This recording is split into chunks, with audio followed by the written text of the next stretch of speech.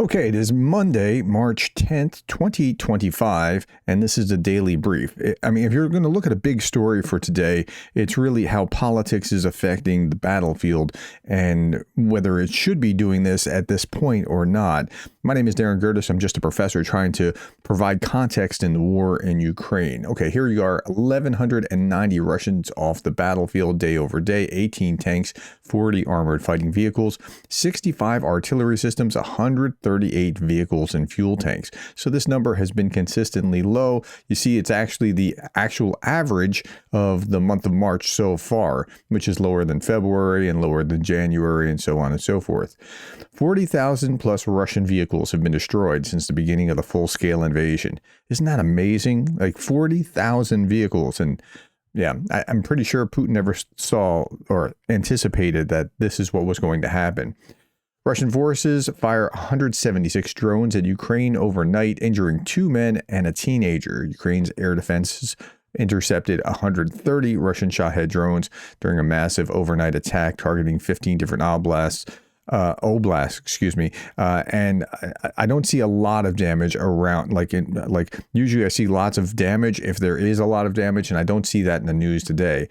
Ukrainian drones, however, struck Russia's Novokuybyshevsk, I don't know if I'm saying that right, oil refinery in Samara, a key jet fuel producer for Su-27 fighters and two 22 M3 bombers used in attacks on Ukraine. And here's another image of this kind of thing. Ukraine targets 8.8 million ton capacity Rosneft refinery in Samara Oblast, one of Russia's 10 largest oil refineries, supplying fuel for military operations, reportedly hit nearly 900 kilometers from the front lines. Okay, now let's shift our attention to the front lines. And before we do that, let's set the table by reading this. This is the ISW. Reports about the extent of the suspension of U.S. military aid to Ukraine continue to indicate that the suspension will likely affect Ukraine's ability to defend itself against Russia, which is pretty terrible because it's only affecting one side. Ukraine's European allies continue to provide material and financial aid. Okay, this was Jane Keefe pointed this out. This chart here, it's showing shipments of arms from the U.S. to Ukraine. And this was before Trump stopped them and while Biden was slow walking. And so we see there's a slow, and then you get this big burst here. And then up until the election, it's kind of on the low side. So here's July, August, September, October, November. So November 4th or 6th or whatever the election day is over here. So it's kind of slower. And then boom, Biden starts releasing all this aid. And okay. And then you see the election again or the inauguration day comes in January, and then it's kind of slowing down here. So, okay, last 2 months of arms shipments before Trump stopped them has officially stopped Russia's advance. So they had a lot of stuff that has caused them to be well armed, and that's been a good thing for the Ukrainians so far. Stop Russia's advance for the first time in a year. Biden's slow walk of weapons resulted in big gains for Russian forces. And to be fair, you have to include the Republicans who stopped it for some time because Trump wanted to have the border as an issue. And okay, so but nonetheless, whatever happened there has been good for Russia. And now then there was a big spike, and that was good for Ukraine. Okay, and Trump's recent actions like to repeat it all again. That's what it looks like. Imagine if the U.S. was a real ally and was doing this all the time instead. Okay, here's the British intelligence update. Russian forces are applying increased pressure on the Ukrainian forces in the Kursk salient. That is that little patch of Kursk that Ukraine holds, and it's diminishing over time.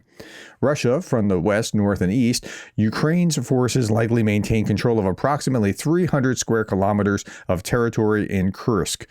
Okay, that was 500 square kilometers not too long ago, and it was upwards of 2,000 originally.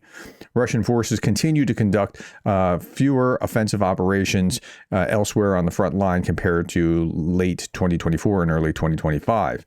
Now, Russia really wants to drive Ukrainians out of Kursk. That'll give them a huge bargaining chip to be removed off the table when they do, if they do, push the Ukrainians out of Kursk. Okay, in the vicinity of Pokrovsk, Russia's primary operational focus, Ukrainian forces have launched a number of counterattacks, and that's been pretty successful. And they've been able to, like, I'm just amazed that the Russians still don't have Pokrovsk. The Ukrainians have done a great job slowing them down and stopping them. Opportunities for Ukrainian counteroffensive have been improved by the reduced number of ground offensives being carried out by Russia. Russian logistic supply lines on the Pokrovsk axis have also been degraded by Ukrainians' first-person view uncrewed aerial systems, that's drones. Okay, a little bit more here. Here's another frontline update from Euromaidan Press. Ukrainian elite units break through the southern Toretsk as Russian defenses crumble. The 8th Combined Arms Army has been almost entirely eradicated, according to Russian sources, creating critical gaps in defensive lines. So they're punching from one side, punching from the other, and Russia's slowly drawing back. It's pretty amazing what they're able to do here. Russian forces have halted their advance in Donetsk, and the Ukrainian armed forces have started to reclaim small pieces of territory, reports the New York Times. After over 15 months of offensive, the Russian army is exhausted. How about that? Yeah, it's been a while, but yeah, so now this is a time where they're trying to say, well, no, we have to force you to the peace table. Well, okay. What are we seeing here? What are these cards saying? Susa has not yet been liberated in Kursk, but a Kursk printing house has already printed a run of postcards. The postcards depict the brigade commander of the 155th Separate MP Brigade, General Gudkov, in a Soviet uniform with a portrait of Stalin in the background. The text reads, "Comrade Commander-in-Chief, Susa has been liberated. Your order has been executed. Commander of the 155th Separate MP Brigade, General Gudkov." Okay, so they're just waiting to send that out. I hope they wait a long, long time or never get to. Okay, Nate Vance, cousin of JD Vance, has been fighting alongside Ukraine as a volunteer in the Da Vinci Wolves group for 2.5 years. His comments on the events in the Oval Office, quote, "I thought it was just a political strategy. But what they did to Zelensky was just a dishonest ambush. Just because we're related doesn't mean that I'm going to accept you help killing my comrades." So I didn't know about this guy, but we do now. Okay, when a journalist asked Trump whether Putin was disrespectful for attacking Ukraine, Trump evades answering the question and instead attacks the journalist. Trump has repeatedly called President Zelensky and Ukraine disrespectful. Here's the journalist's question and Trump's answer. By attacking Ukraine when you're trying to make peace there? Is President Putin disrespecting you by attacking Ukraine when you're trying to make peace there? What did he do? Well, he's attacking Ukraine. Is he disrespecting me? Yep. Who are you with? I'm Michael Burnbaum, the Washington Post. You've lost a lot of credibility. Go ahead. What else? By attacking Ukraine. Wow. Okay, so how about that? So, yeah, I lost a lot of credibility just because he asked him that question, which it seems like a fair question. Kremlin says that peace depends on Ukraine, not us. And they want to keep that narrative going because then the pressure can go to Ukraine rather than to Moscow. Translation, Moscow will wait for Washington to decide for Kyiv. This is next, by the way. Russia is playing the "we're ready for peace" card, but only on its terms, meaning frozen conflict, occupied land, and zero accountability. The real audience is not Ukraine, but the United States. Okay, Trump, now I've only seen this in one source, and that is BILD, a German paper.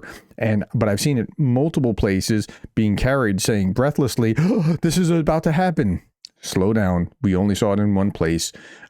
Trump links Ukraine aid to Zelensky's resignation. Now, that may or may not happen if this is true, that this story is being reported. But if you only see it from one source, you want to be critical and say, let's see if that is actually going to be a story. Donald Trump is reportedly pressuring Volodymyr Zelensky to step down in exchange for renewed U.S. military aid to Ukraine, according to BILD. That would be very problematic for multiple reasons if it was true, but I can't find it in like regular news sources. Like nobody else is carrying this anywhere, at least not today. There were speculations about this weeks ago, but not today. So take that with a grain of salt.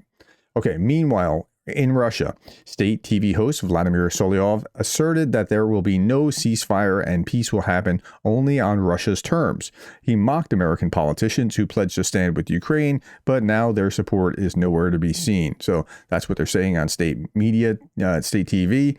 And then we have Aludinov, the commander of the Chechen Special Forces. This guy's always up for a good time for talking big games and not actually doing anything. It's time for Russia to think about mobilizing a couple of million men for war against Europe, he says. How about that? And this is Aludinov, commander of the Chechen Special Forces Unit Akhmat. Okay, if such a situation about general mobilization arises, we should gather an army of at least a couple of million. We will put our enemies in a position from which they will never come out again.